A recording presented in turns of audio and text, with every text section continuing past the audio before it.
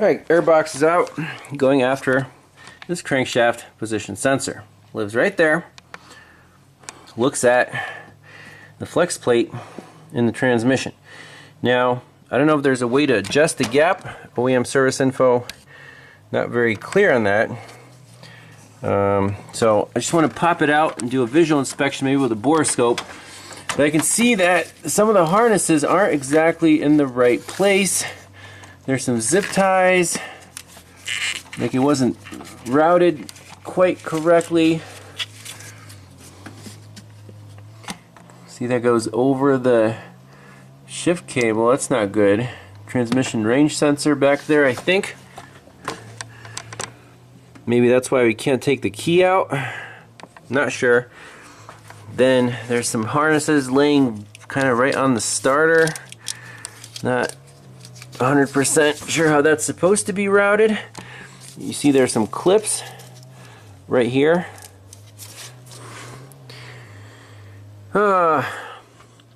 Let's get that sensor out, just take a look at it. Alright, so there's a crank sensor.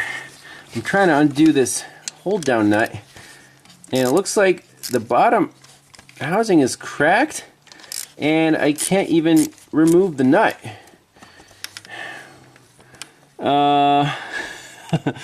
Well, let's try to at least unplug it.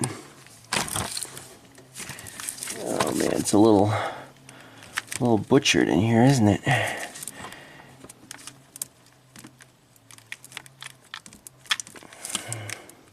Oh, let me do that off camera, see what we find.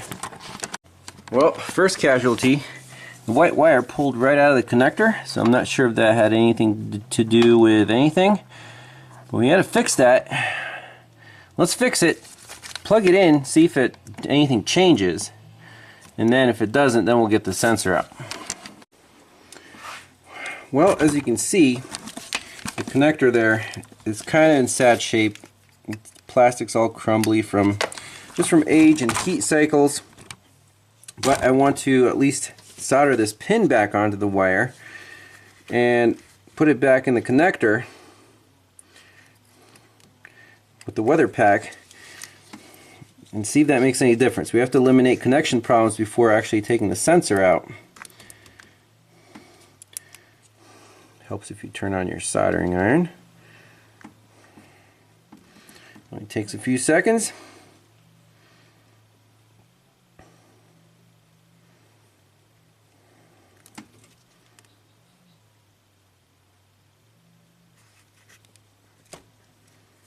Okay.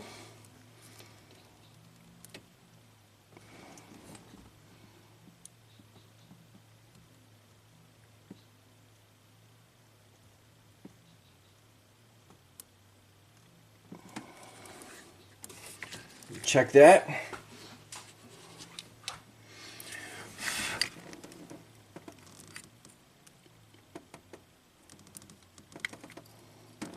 Do a little tug test after it cools down.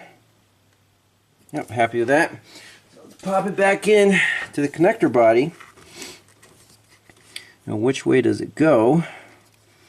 The spring goes towards the top. Kind of like that. And that white retainer piece, which is also very crumbly, goes over top of that. Yeah, it's not pretty. As long as it makes contact with those pins though, and that pin doesn't get pushed out, we might be okay. Let's try that.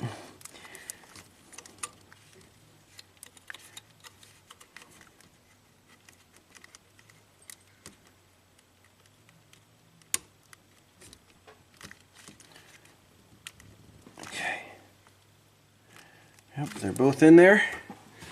Let me hook up my scope lead again.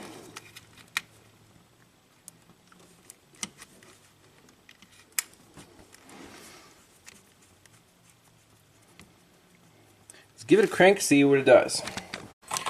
Alright, here we go. Let's roll the scope. I don't expect anything to change, but you never know.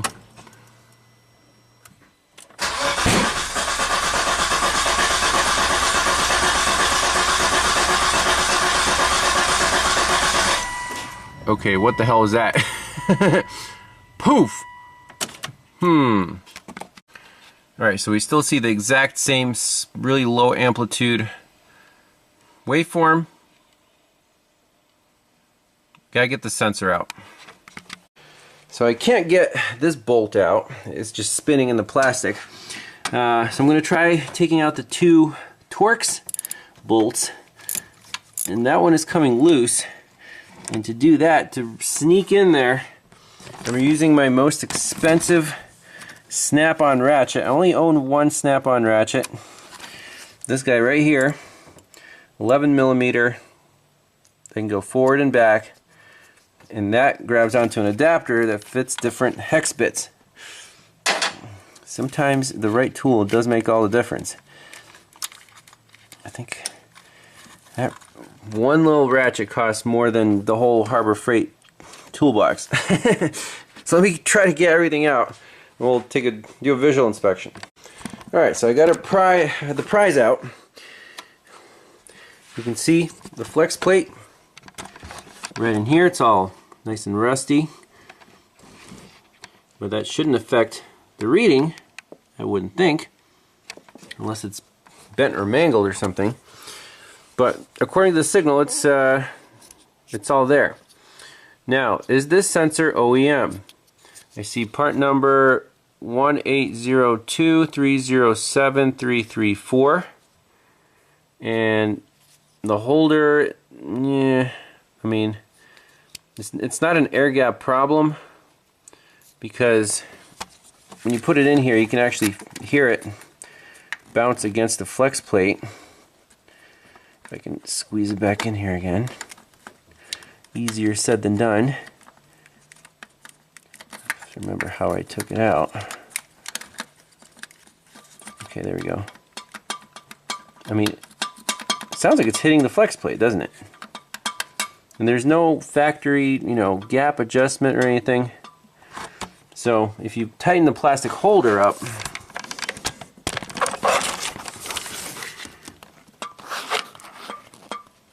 you have that much gap. So I don't know, maybe a millimeter. Maybe we can just loosely kind of leave it here so it's closer to the flex plate.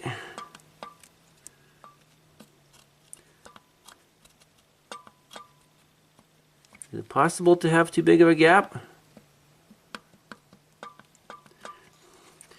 want to see if the sensor is OEM or not. Be 100% sure. And we do need a new plastic holder because this one's all cracked and messed up. We do have the part number right there, so we'll see. Well, since we have a known good Volvo with the exact same crankshaft position sensor, same wiring, same part number, I'm going to do the same exact test with the oscilloscope and see what a known good waveform looks like before we chase any ghosts. So let's roll the scope. Yep, we go up to 2.5. Fires right up. We'll rev it up.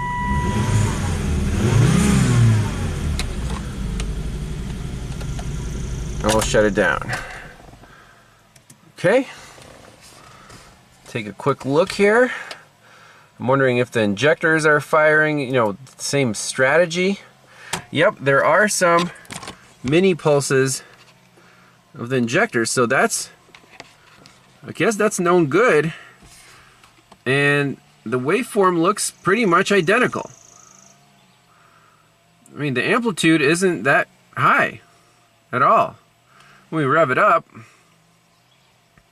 it goes up to, well, it's still about 4 volts peak to peak, except for the spikes, the sync notches, and it's also a little wavy. That waveform looks great. So what gives? So maybe at the sensor, where's my mouse?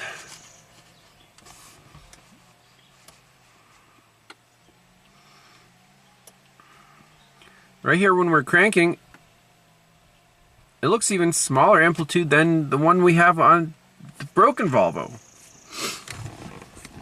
So I'm going to save this as a known good. Look how fast it fires up. The injector fires like right away. Is it possible that the signal isn't making it to the engine computer? That's possible. Maybe it's good at the sensor, not at the computer. I want to unplug the sensor and see if that bias voltage is on both wires or not on this car. And you know, this sensor is easy to remove. The bolt's not stuck or anything. I checked that.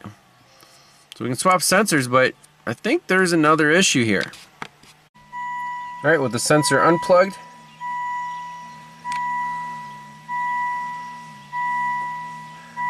both blue and red go to 2.5 volts. So there is a bias voltage on both signal wires. We gotta go to the computer on that car, I guess. That's very strange. Alright, so to get this aftermarket sensor out of the holder, I did have to break the plastic, clamp this little bolt in a vise, get the nut off, and then straighten everything out. So we're going to glue this back together so we can put this back on the car, and then experiment with the sensor from the XC90. So this one doesn't have any markings on it at all. Kind of surprising. I don't know if this is OEM. That car was also messed with, but we know that that one works.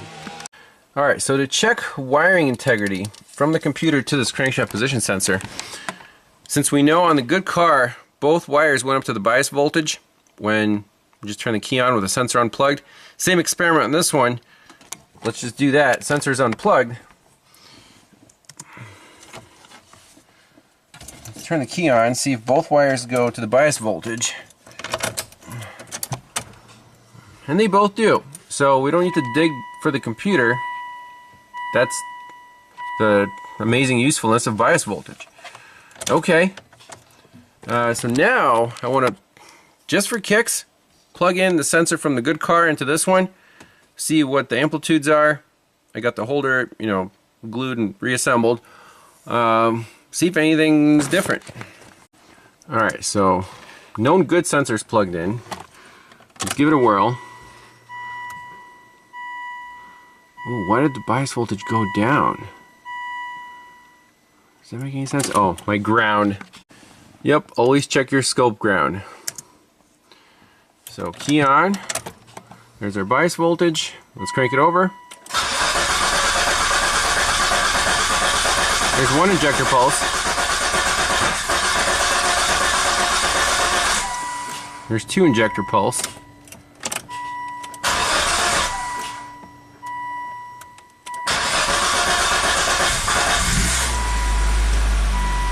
Let's see how long it runs for. It's crazy that it started up.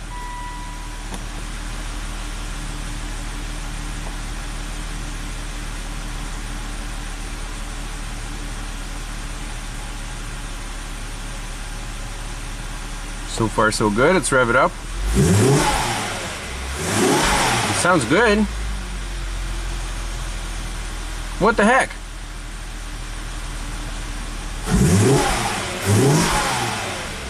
Beautiful. We'll let it warm up for a little bit. Or should we? Huh.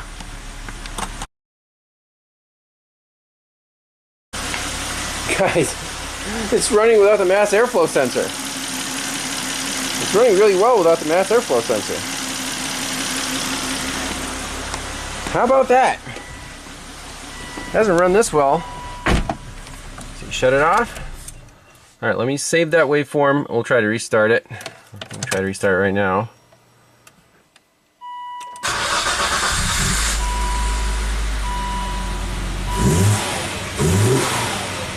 No problems. How do you explain that?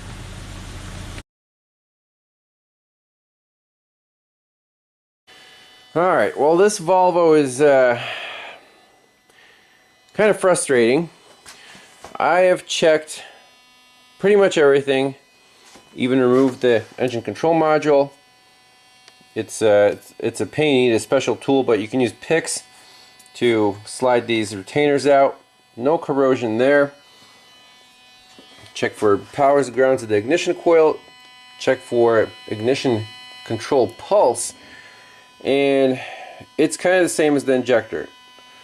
Once in a while you'll get a control pulse, but there's no ignition and no injector while cranking, and it's setting this ECM-5200 crankshaft position sensor signal fault code. If you unplug the sensor, you get a different code. The ECM-1300, ECM-3100 signal missing. So unplug the signal missing. Plugged in is just 5200 RPM sensor. The tach is jumping around. I reached out to, I was just chatting with a buddy, Zach. He's also a mobile diagnostic tech, and he knows these Volvos pretty well.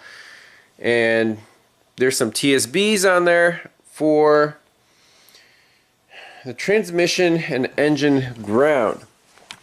Now the engine was removed in this car to do the rear main seal, and he said the owner said right after that repair it was a long crank time. Didn't say any codes, but now 3 years later it's gotten worse and it's setting a code. So grounds. The ground layout, again, the battery's in the trunk. It's just grounded to the body, and there's this one main ground cable going from the bell housing, this bolt here, right to the body, this bolt right here. And you can see it's all rusty, crusty, corroded. I want to do a voltage drop measurement from here, from the transmission case to, for example, the strut tower, which is body ground. The battery is attached to the body. So while cranking, the starter takes a lot of current, and all that current has to go through, from the engine block through this wire to the body back to the battery. Now, like I said, the TSB says the interface between the transmission and engine, for some reason, is very picky. It has to be very clean when you bolt it up. If there's any corrosion in there, it's not going to be happy. How do you explain that? I don't know. The signal looks great. The computer grounds look fine. We have no injector pulse, no ignition pulse, and we're setting this ECM-5200 or P0335 code for the signal on this crankshaft position sensor. So the red lead right here is measuring the ground. Let's crank it over and see what the noise level is. Alright, here we go. So the red channel is on plus or minus 2 volts. So when you're doing a ground voltage drop measurement, you want to be on a pretty low scale. So key on.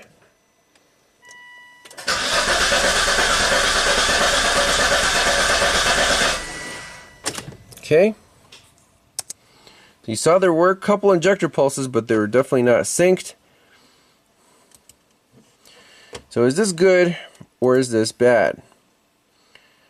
Well, we're going up to almost a volt when the starter initially starts drawing current, and then we're at about 0.2 volts here. It is noisy. Now, is that noise also being transferred to the crankshaft position sensor?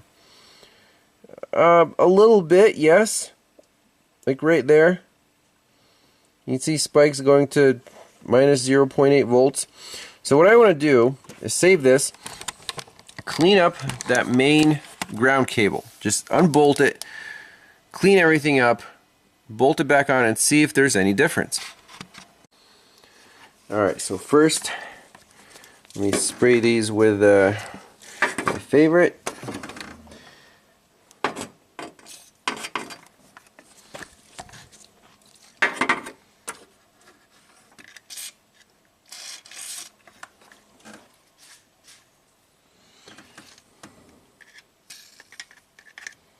Let me unbolt those, clean them up, see if there's any difference.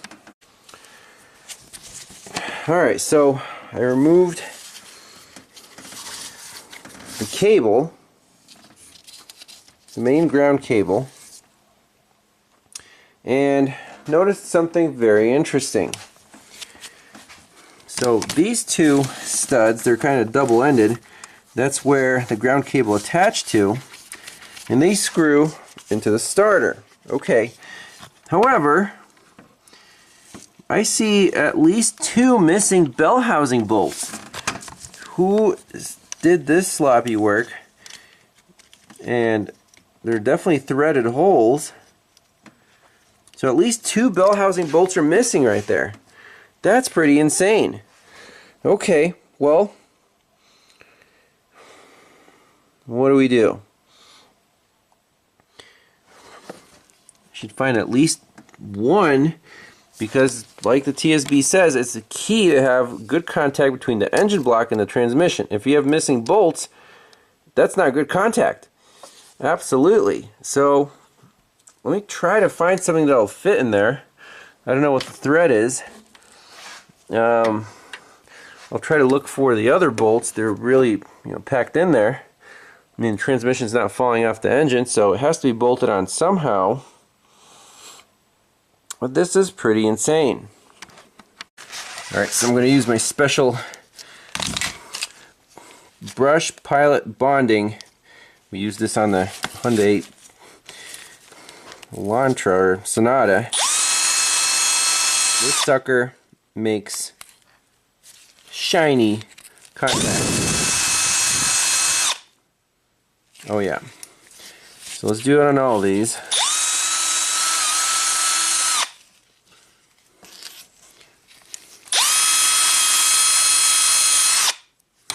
I never thought I'd use this tool as much as I do.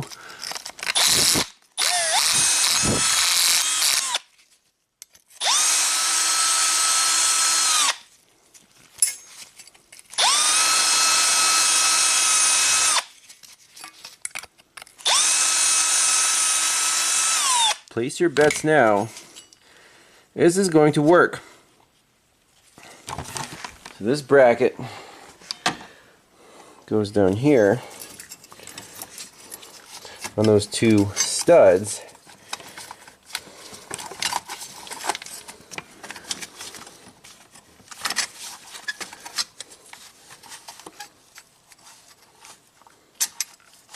Like so. And that holds the coolant hose. And then the cable, well, I'll put it in, and also let's clean up this bolt and this hole. That looks kind of crusty in there, and we'll put this thing back together. All right, so everything's bolted up. So I positioned the ground cable on this upper stud and added a bolt right here, correct thread and length, to the bell housing. Nice and tight, everything's clean. Let's see if we reduce the voltage drop on the block. Alright, here we go.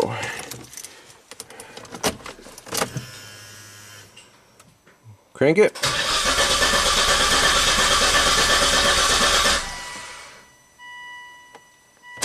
No change.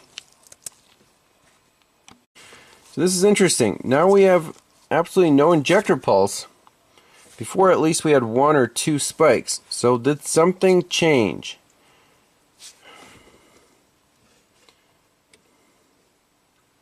What happened to our blue trace? Is our crankshaft sensor still plugged in? Oh, signal missing. I guess I forgot to plug the crank sensor in. Be right back. Alright, so you want to make sure you see that bias voltage right there.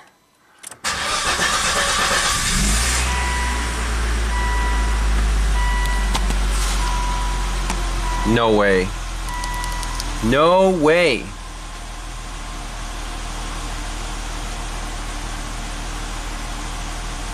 Let's try that again.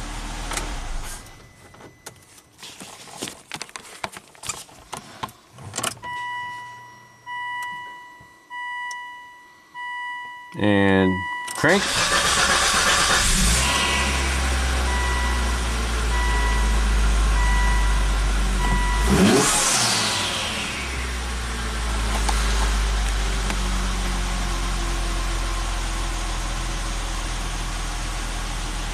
Unbelievable. That was over half a day of diagnostics there.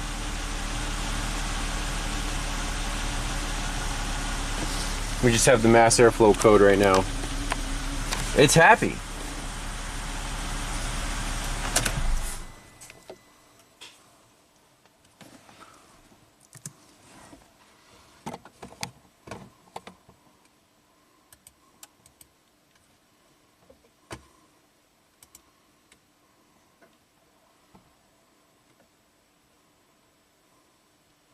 So it did take a couple of revolutions, 1, 2, 3, and then it fired up.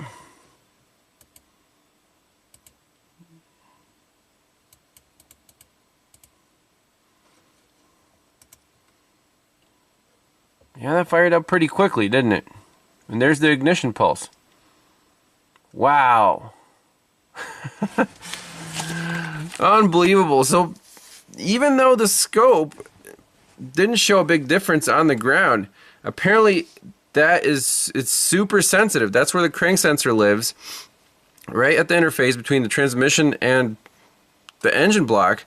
And that contact has to be absolutely amazing, perfect. There's only one big ground cable there. Let me put everything back together and see if this thing starts up and runs and drives. Oh snap! I forgot to tighten the bolt. Dang. Oh, I should start even better with that bolt tightened down. Holy Alright, so I got the original crank sensor reinstalled, the one that came with the car, probably aftermarket.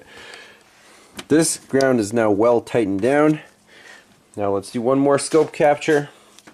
Ignition, injection, crank sensor, and transmission ground.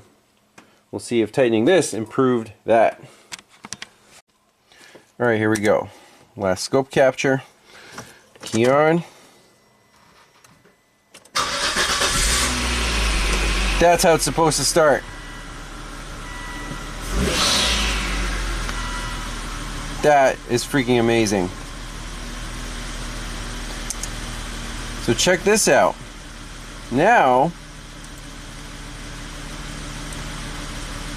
peak voltage rise on the transmission, only 0.4 volts instead of 1 volt.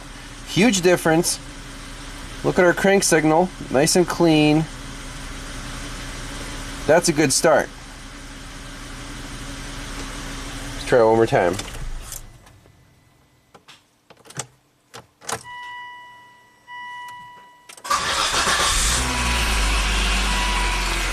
Yep, this car's fixed.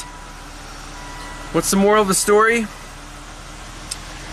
So this TSB, I'll show you that for bonus footage, was not in OEM service info.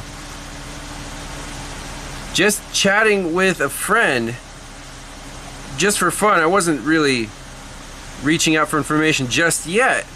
But if I didn't have that chat, would I have actually fixed this car? Maybe not. This was not straightforward whatsoever. Even with the scope, there's no smoking gun here. Might have called the engine computer. Where is the bad ground? How is the bad ground affecting starting up? Because on the crank signal, we didn't see any, anomalies. Really blows my mind. So thanks a lot for watching, and we'll see you in the next one. Shout out to you, Zach. Save the day, man.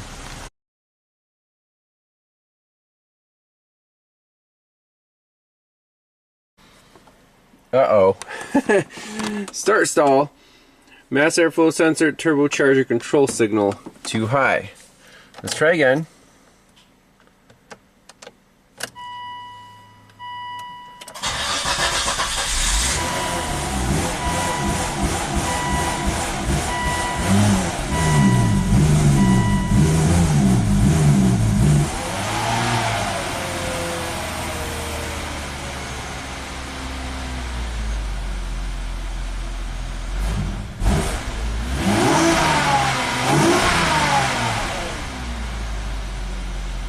Interesting.